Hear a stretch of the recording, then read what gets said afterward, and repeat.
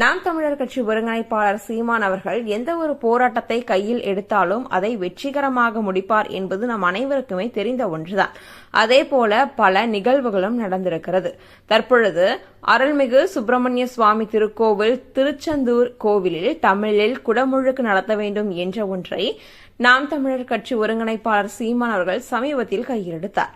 தற்பொழுது அதில் வெற்றி பெற்றுள்ளார் என்றுதான் கூற வேண்டும். தற்பொழுது ஒரு செய்திக்குறிப்பில் திருச்செந்தூரில் குடமுழுக்கானது தமிழில் நடத்தப்படும் என்ற ஒரு செய்தியானது வெளியாகியுள்ளது. அந்த ஒரு செய்திக்குறிப்பில் அருள்மிகு சுப்பிரமணிய சுவாமி திருக்கோவில் திருச்செந்தூர் செய்திக்குறிப்பு ஒன்றை வெளியிட்டுள்ளனர். அதில் திருச்செந்தூர் அருள்மிகு சுப்பிரமணிய சுவாமி திருக்கோவிலில் வருகிற 7/7/2025 அன்று காலை 6:15 மணிக்கு மேல் 6:50 மணிக்குள் திருக்குட நன்னீராட்டு பெருவிழா நடைபெறவுள்ளது.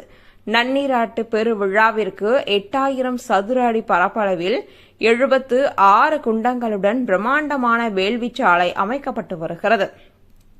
வேள்விச்சாலை வழிபாடு நாட்களில் வேதபாரண்யம், திருமுறை விண்ணப்பம் மற்றும் நாதஸ்வர இன்னிசை நடைபெறும்.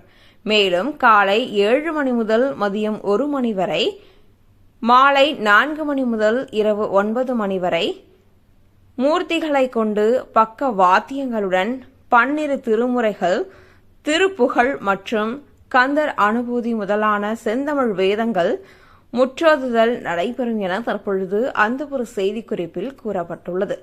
நாம் தமிழர் கட்சி ஒருங்கிணைப்பாளர் சீமான் அவர்கள் முன்னெடுத்த இந்த ஒரு காரியம் தற்பொழுது வெற்றி பெற்றுள்ளது. இதை தற்பொழுது அனைவரும் கொண்டாடி வருகின்றனர்.